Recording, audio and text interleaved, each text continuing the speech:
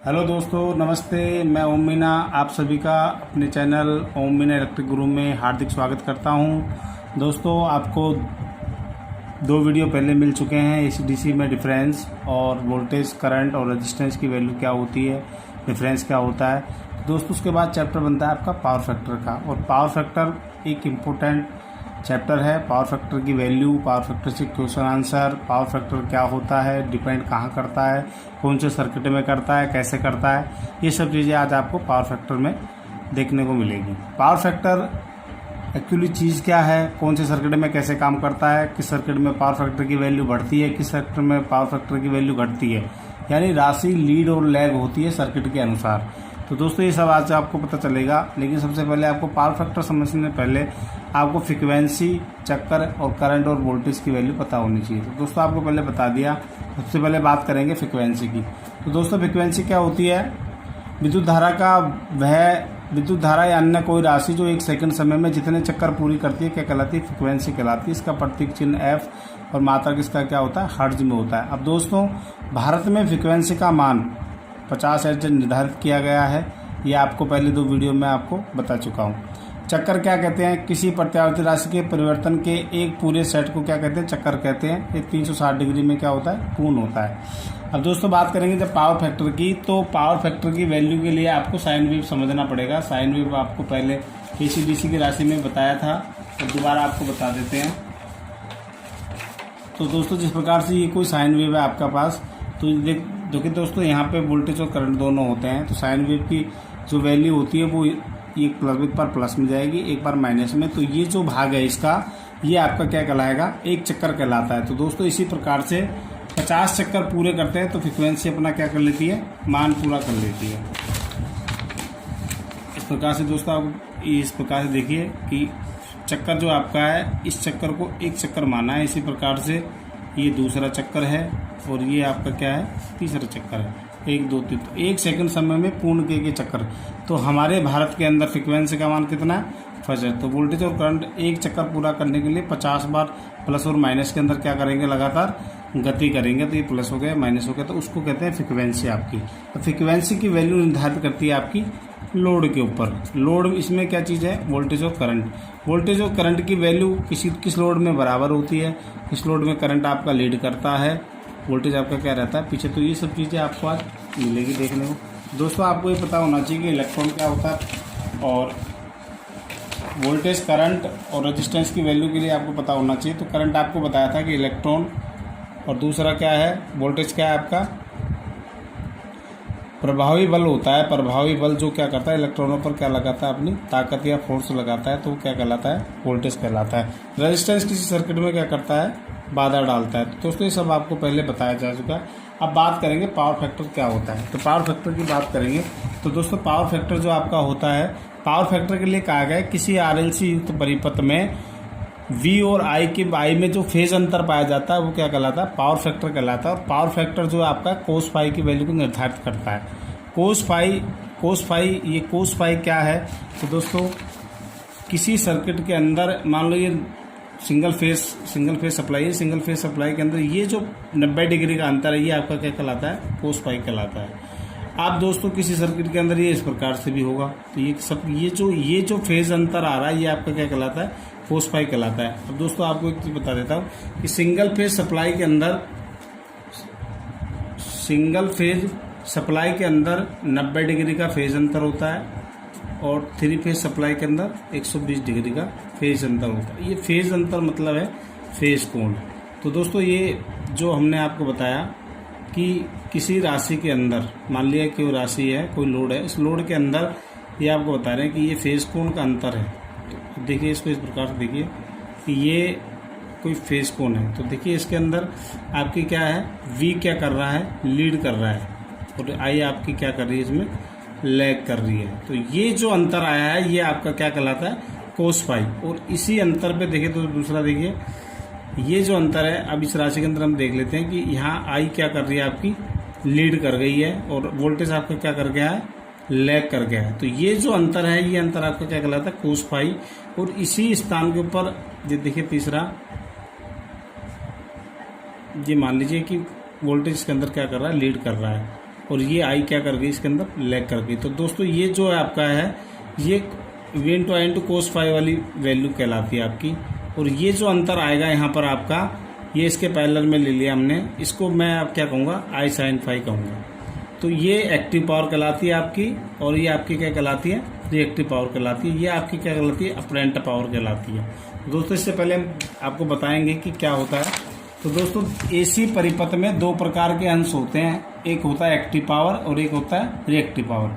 तो एसी के अंदर दो, एक्टिव पावर क्या कहलाती है और रिएक्टिव पावर क्या कहलाती है, और अपरेंट पावर क्या कहलाती है। एसी परिपथों में विद्युत धारा के दो अंश होते हैं, एक होता है एक्टिव पावर। एक्टिव पावर वो होती है जो सोर्स के अंदर जाती है, जो सोर्स को सप्लाई देती है, वो क्या कहलाती है, वाटपुल कहलाती है, यानी विद्युत उसके अंदर क्या होती है, खर्च होती है। और दूसरा होता है रिएक्टिव पावर।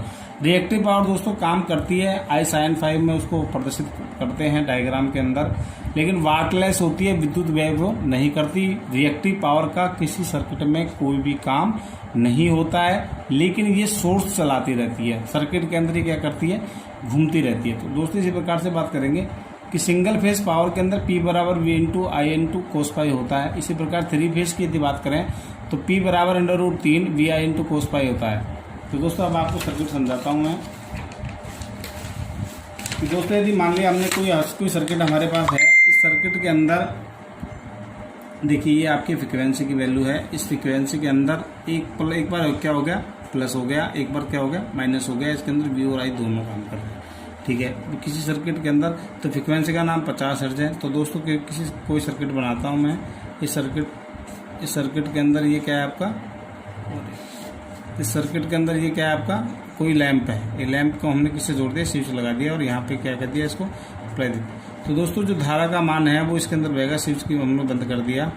तो दोस्तों जब ये बल्ब जब जलेगा तो हमें सिर्फ जलता हुआ ही प्रतीत होता है, लेकिन वास्तव में क्या होता है कि फ्रिक्वेंसी का जो मान है वो 50 बार प्लस माइनस में चलेगा, तो बल्ब 50 बार ही जलता है और 50 बार ही क्या होता है, बुझता है। लेकिन 1 सेकंड समय का समय जो है वो बहुत छोटा सा होता है, इसलिए हमको बल्ब बुझता हुआ दिखाई नहीं देता है, केवल हमें क्या कहता है, जलता हुआ दिखाई देता है। और वास्तव में ये 50 फ्रिक्वेंसी की वैल्यू पड़ता है, तभी जाके हमारा सर्किट पूरा होता है। तो देखिए दोस्तों एसी के अंदर दो अंश होते हैं, आपको बताया कि एक एक्टिव पावर होती है, एक आपकी एक्टिव पावर होती है, और दूसरी होती है आपकी रिएक्टिव पावर। एक्टिव पावर वो पावर होती है जिसके अंदर विद्युत को क्या करते हैं, हम विद्युत को क्या करते हैं, खर्च करते हैं, जबकि रिएक्टिव पावर के अंदर कोई काम नहीं होता है, लेकिन ये सर्किट के अंदर क्या करती है, काम करती रहती है। अब तीन तरह के लोड होते हैं, एक रजिस्टिव लोड, एक होता है रजिस्टिव लोड, और दूसरा होता है इंडक्टिव लोड, और तीसरा होता है आपका कैपेसिटिव लोड। यानी एक तो होता है रेजिस्टेंस वाला लोड, एक होता है आपका इंडक्टेंस वाला लोड, जिसके अंदर आपकी क्या होती है, कॉइल होती है, और तीसरा होता है आपका दोस्तों कैपेसिटर वाला लोड। तो तीनों लोड की जब हम बात करेंगे तो सबसे पहले बात करते हैं रेजिस्टिव लोड की। रेजिस्टिव लोड जो आपके होते हैं, रेजिस्टिव लोड के अंदर वो चीज़ें आती हैं जो क्या करती है, आपका हिट करती है। यानी हिट करने वाली चीज़ें कौन सी हैं, गीजर, हीटर, आपका क्या हो गया, प्रेस। तो ये जो हैं, इन सब के अंदर क्या होता है दोस्तों, इस प्रकार से यदि हम कोई सर्किट आपको बनाएं, तो मान लो ये हमने कोई गीजर लगा दिया, यहाँ पे हीटर लगा दिया, इस प्रकार से। तो हीटर हमने लगा दिया सर्किट के अंदर, तो ये हीटर जो आपका है, ये एसी सप्लाई हमने इसको दे दी। तो इसके अंदर क्या होगा कि इसका एक साइन वेव हम आपको बनाते हैं। तो ये साइन वेव आपका है, तो ये कोई वी है, तो वी के साथ ये करंट जो चलेगा इसके अंदर, वो क्या करती है, वी और आई दोनों क्या करते हैं, साथ साथ कार्य करते हैं। तो ये वी बराबर क्या हो जाता है, आई हो जाता है। तो वी बराबर रजिस्टिव लोड एक ऐसा लोड है जिसके अंदर पावर फैक्टर की इकाई क्या पड़ी जाती है, पावर फैक्टर की इकाई क्या पड़ी जाती है, यूनिटी पड़ी जाती है। कि वह लोड, वह स्रोत जिसके अंदर करंट और धारा दोनों निश्चित समय में एक साथ अपने शिखर वैल्यू पर पहुंचते क्या कहलाते हैं, यूनिटी कहलाते हैं। अब दोस्तों इंडक्टिव लोड और कैपेसिटिव लोड, तो इंडक्टिव लोड जो हमारा है वो सबसे खराब लोड माना जाता है। इसके अंदर हमारी क्या है कि पावर फैक्टर के दो प्रकार होते हैं, एक होता है लीड पावर फैक्टर और एक होता है लैग पावर फैक्टर। तो लीड और लैग का मतलब है कि लीड की राशि जो पढ़ी जाएगी वो 0.1 से लेके 1 तक पढ़ी जाएगी, और पावर फैक्टर की जो अधिकतम वैल्यू होती है वो कितनी होती है। पावर फैक्टर का अधिकतम मान कितना होता है दोस्तों, 1 होता है। 1 होता है यानी क्या होता है, इकाई होता है, और इकाई किस सर्किट में पाया जाता है, रेजिस्टिव सर्किट के अंदर पाया जाता है। दूसरा होता है दोस्तों लैग। अब ये 0.1 और 0.9 कहीं लिखा है तो दोस्तों ये हमको लिखना पड़ेगा, इसके साथ में हमको मानना पड़ेगा कि यदि ये लैग है तो ये क्या है, लीड। तो ये लैग पावर फैक्टर हो गया, लीड पावर फैक्टर हो गया। अब बात करेंगे इंडक्टिव लोड की। तो इंडक्टिव लोड के अंदर आपका आता है कॉइल वाली सब चीज़ें आती हैं, कॉइल वाले जिसके अंदर कॉइल लगी होती हैं। तो कॉइल वाले जो लोड होते हैं वो सब क्या कहलाते हैं, इंडक्टिव लोड कहलाते हैं। इंडक्टिव लोड के अंदर जो वोल्टेज और करंट आपका है, वोल्टेज और करंट क्या करते हैं, उन दोनों में क्या पाया जाता है, फेज अंतर पाया जाता है। फेज अंतर पाया जाता है। ये जो फेज अंतर है ये cos फाई की वैल्यू को क्या निकालता है, बाहर निकालता है। अलग अलग लोड पे अलग अलग होता है। अब ये इंडक्टिव है, इसमें मान लो ये वोल्टेज है, तो दोस्तों ये करंट यहाँ से तो चलेगा, लेकिन यहाँ पर धारा क्या हो जाती है, ख़त्म हो जाती है। ये V आपका जो है वोल्टेज आपका है ब्लू से, और जो ये है आपका 2 पेन लिए हैं, ब्राउन कलर जो आपका है वो I को प्रदर्शित करेगा। तो दोस्तों आप आराम से देख सकते हो कि ये V ब्लू से यहाँ से लेके यहाँ तक कार्य किया है और I यहीं पर रहेगी। तो इंडक्टिव लोड के अंदर क्या होता है कि वोल्टेज क्या कर जाता है, लीड कर जाता है, और धारा क्या कर जाती है, लैग कर जाती है। तो इस लोड के अंदर आपका जो इस प्रकार से देखिए कि ये इसके अंदर क्या है, वोल्टेज आपका क्या कर रहा है, लीड कर रहा है, और धारा इसके अंदर क्या करेगी, लैग। ये जो मान आया है ये आपकी वैल्यू किसकी, cos फाई की। अब दोस्तों अगला है आपका कैपेसिटिव लोड। अब कैपेसिटिव लोड के अंदर आपको क्या करना है, कैपेसिटर का यूज़ करना है, और कैपेसिटर के अंदर साइन वेव आपका इस प्रकार से बनेगा कि ये यदि वोल्टेज की कैपेसिटिव लोड के अंदर ये वोल्टेज है, तो वोल्टेज के अंदर अब यही इस स्थान से धारा चलेगी। तो धारा आपकी क्या है, कैपेसिटिव लोड के अंदर इससे थोड़ी सी क्या चली जाएगी, आगे चली जाती है। तो कैपेसिटिव जो क्या करता है, इस सर्किट में अब वोल्टेज क्या कर गया है, लैग कर गया है, और धारा क्या कर गई है, आपकी लीड कर गई है। तो दोस्तों ये तो हुई बात कि पावर फैक्टर जब होता है 3 चीज़ों पर निर्भर करता है। 3 प्रकार के लोड होते हैं, resistive load, inductive load, capacitive load.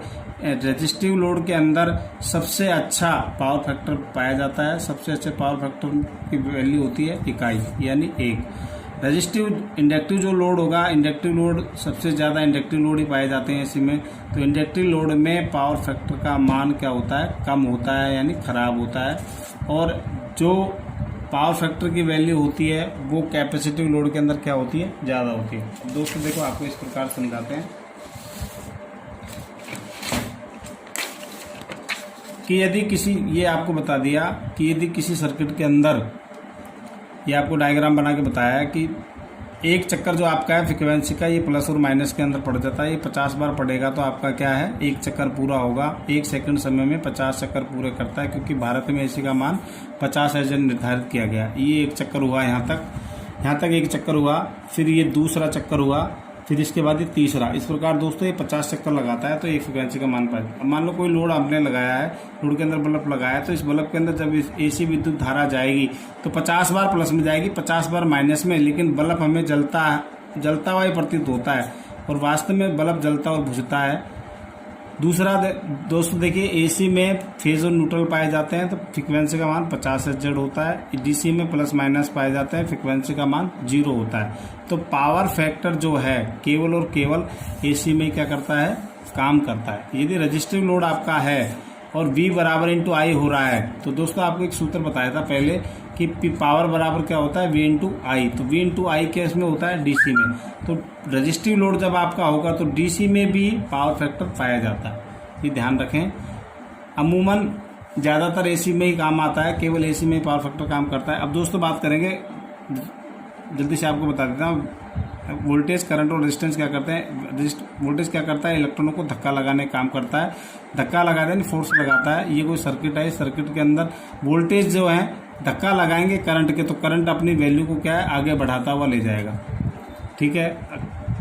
Current के अंदर क्या होता है, आपका इलेक्ट्रॉन होते हैं, तो इलेक्ट्रॉन हमेशा माइनस से प्लस की ओर बहते हैं। रेजिस्टेंस क्या करता है, बाधा डालता है। ये कोई सर्किट है, इसमें वोल्टेज है, रेजिस्टेंस और करंट है आपका। तो इस वोल्टेज, ये वोल्टेज इतना धक्का लगाए कि रेजिस्टेंस की वैल्यू को पढ़कर इलेक्ट्रॉन कहाँ चले जाए, आगे, तो धारा आपकी क्या है, आगे की ओर गति कर पाएगी। 3 तरह के लोड होते हैं, आपको पहले बताया। रजिस्टिव लोड होता है जिसके अंदर हीटर, प्रेस, हीटिंग वगैरह होती है। जो रजिस्टिव लोड होता है उसके अंदर वोल्टेज बराबर क्या होता है, आई बराबर वी हो जाता है। इंडक्टिव लोड के अंदर क्या होता है, आपको अभी बताया था कि इंडक्टिव, और अच्छी तरीके से भी आपको साइन वेव के तरीके से बता दूंगा। इंडक्टिव लोड के अंदर क्या होता है कि वी आपकी क्या कर जाती है, लीड कर जाती है, और आई आपकी क्या कर जाती है, लैग कर जाती है। कैपेसिटिव जो लोड होता है उसके अंदर आपकी धारा क्या कर जाती है, लीड कर जाती है, और वोल्टेज आपका क्या कर जाता है, लैग कर जाता है। अब दोस्तों ये जो बात याद रखने वाली वो ये है कि पावर फैक्टर का अधिकतम मान कितना होता है, 1 होता है। 1 होता है, यूनिटी होता है, या फिर उसको क्या पढ़ा जाता है, इकाई पढ़ा जाता है। इकाई किसके अंदर पढ़ा जाएगा, रजिस्टिव लोड के अंदर पढ़ा जाएगा।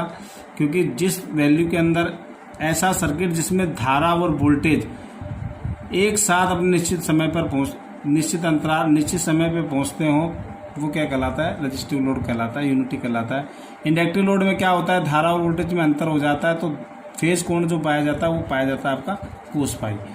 कैपेसिटिव लोड के अंदर आपकी कोस पाई की वैल्यू मिलेगी तो करंट लीड करेगा, जबकि इंडक्टिव में आपका वोल्टेज लीड करता है, पावर फैक्टर। अब फेज अंतर जो आपका बनता है वो वी और आई के अंदर बनता है, तो ये आपका क्या बनेगा, कोस पाई। अब दोस्तों देखिए, इस प्रकार से आपको बताता हूँ कि यूनिटी पावर फैक्टर जो आपका वी बराबर आई आ गया, ये आपका कोई सिंगल फेज का कोण है, तो इसमें 90 डिग्री एंगल मिलेगा। 3 फेज के अंदर आपको 120 डिग्री मिलेगा। सिंगल फेज की जो सप्लाई है उसमें 90 डिग्री का एंगल बनता है। अब दोस्तों देखिए, ये कोई हीटर लगाया हमने किसी सर्किट के अंदर, तो हीटर कैसा लोड है, रजिस्टिव लोड है। हीटर कैसा लोड है, रजिस्टिव लोड है। तो रजिस्टिव लोड का जब हम सर्किट डायग्राम बनाएंगे तो ये देखिए वोल्टेज यहाँ से चला, और उसके साथ साथ ही करंट भी अपने निश्चित स्थान पर यहाँ से साथ साथ चला, और यहाँ पर साथ साथ कर रहा था यूनिटी पावर। दूसरा हमारे पास है इंडक्टिव लोड। इंडक्टिव लोड में जो क्या है, कॉइल होती है, तो यहाँ से वोल्टेज चला और यहाँ तक पहुंचा, तो इसके साथ साथ धारा तो चली, लेकिन धारा वोल्टेज से क्या है, पिछड़ गई। तो ये जो अंश मिला है, ये हमको क्या मिला है, कोस पाई। अब इंडक्टिव लोड के अंदर वोल्टेज क्या कर जाता है, लीड, और धारा क्या कर जाती है, लैग।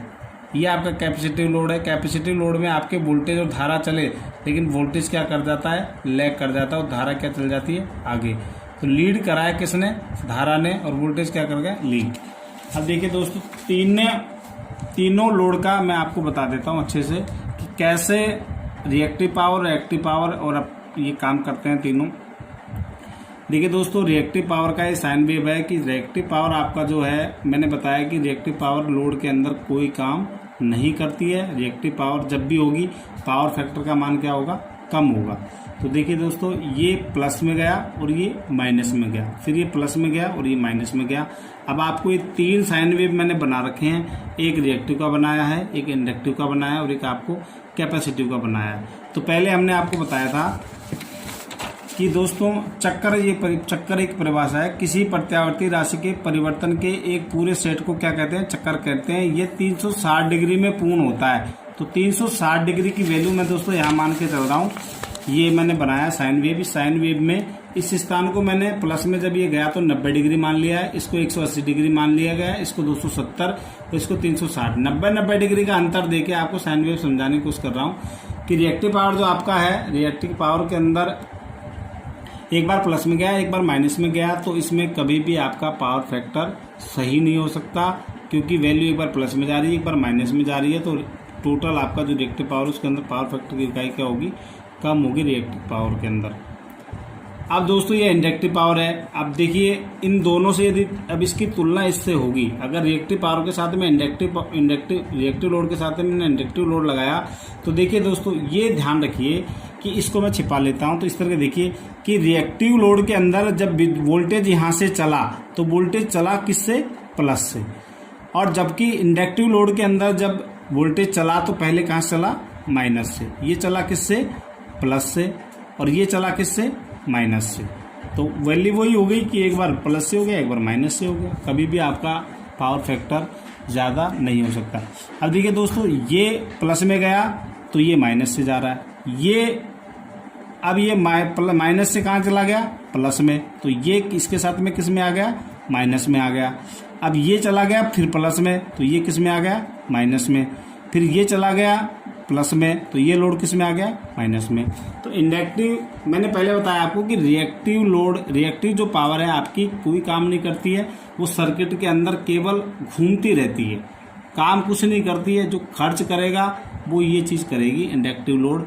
तो इंडक्टिव लोड इसके साथ में दी, हम इसकी तुलना करते हैं तो रिएक्टिव लोड के, इंडक्टिव लोड के अंदर आपके वोल्टेज क्या करता है, लीड करता है, और धारा जो हमारी क्या कर जाती है, लैग हो जाती है। तो दोस्तों ये जो ब्लू कलर से जो आपको दिखाया है, ये मैंने आपको दिखाया वोल्टेज की वैल्यू, ये वोल्टेज हमारा यहाँ तक रह गया। और ग्रीन पेन से जो आपको दिखाया, ये आपकी क्या है, धारा। धारा यहाँ से चली वोल्टेज के साथ साथ, और यहाँ जाकर वोल्टेज यहाँ खत्म हुआ और धारा यहाँ।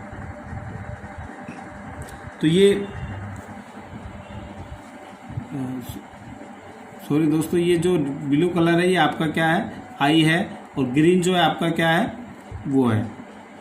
तो जो ग्रीन, जो ब्लू आपका यहाँ चल रहा है, ये आपका क्या है, धारा है, और धारा यहाँ तक पहुँची और इसके साथ साथ वोल्टेज चला है, तो इसके अंदर धारा यहाँ रह गई है और वोल्टेज आगे तक चला गया है। तो इसमें क्या गया, वोल्टेज लीड कर गया है, वो धारा क्या हो गई, आपकी लैग हो गई।